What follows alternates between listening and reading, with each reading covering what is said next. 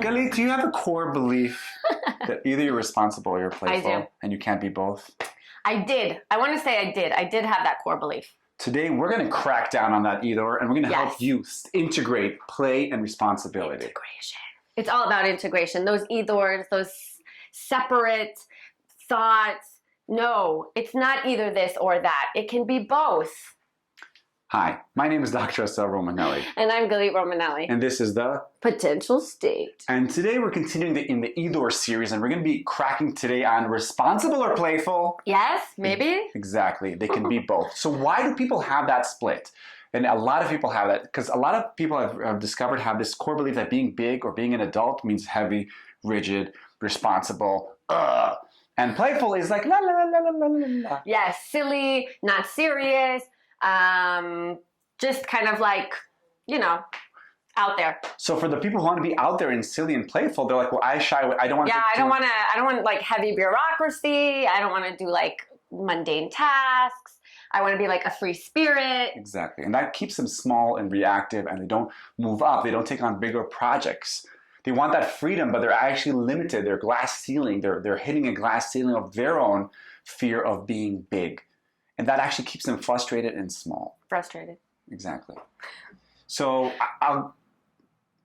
well, as somebody who has that core belief and who the way it surfaced was that through an argument that we had because I asked you to like do something or I don't hold the bureaucracies. Like I don't hold the passports. We did an episode about that. I don't hold any of like the like paper stuff. Anything that has like a paper trail, I don't hold. I don't want to hold any of it.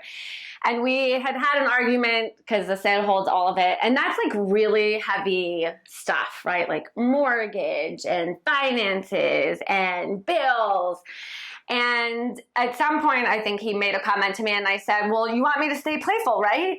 And that surfaced this Eithor that I had, that I was either responsible or I was playful. And then we began to kind of dig a little bit and unpack that.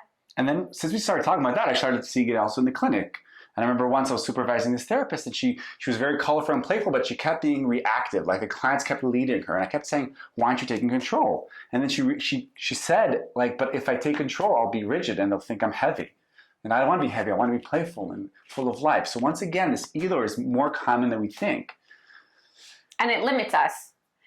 What's interesting, though, is that since it has surfaced between us, I think one of the first steps to kind of unpacking it is seeing also where you don't have that either, where you do take responsibility, right? Because we are, at the end of the day, functioning adults in the world. I'm a functioning adult. I'd like to think I am at least. So where are the places where I do integrate the two, where I am responsible but maintain my playfulness? Where did you get that Eithor from? Where do you think that you got that Eithor from? I think I got that either from my family. I was kind of always the silly, funny, playful one that made the lighthearted jokes. And my sister was much more the caring, responsible one, like really the go-getter, GSD type. And I was just like in my own little world, thanks to her. And now what's happening as we're realizing this, I'm seeing you kind of try to tackle how do you stay responsible? How do you become big and playful? How do I play responsibly? Nice. So how do you play responsibly? How can you soften this Eithor? First of all, share this episode with your partner. You probably have a partner that has similar core beliefs or complementary core beliefs. Reflect on this. If you have this core belief, if you have this Eithor, what are you gaining and what are you losing? How's that stopping you? How's that preventing you in your life? And then start small. Take little projects and try to maintain a sense of play, vitality, wonder, silliness throughout that. It's going to be softening. It's like drops of water on a rock. It's going to take time to slowly rewire your brain. I think with play, especially, play is like our bread and butter. And I think that the more I kind of dive into play and its benefits, I realize that it's really important to integrate the two, and that through play you can achieve more, and it doesn't have to be either this or that. But the integration, like the creativity and the creative juices that flow together with responsibly, can achieve incredible things. So it's how we really bring the two together.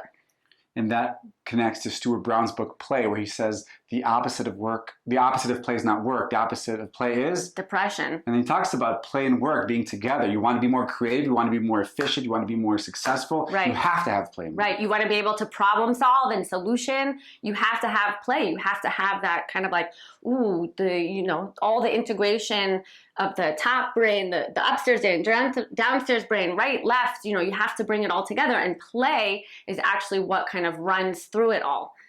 So, is it responsible or is it playful? The answer is yes. Play responsibly. This was Galit Romanelli. And Dr. Assael Romanelli. This was the potential state. We'll see you next time.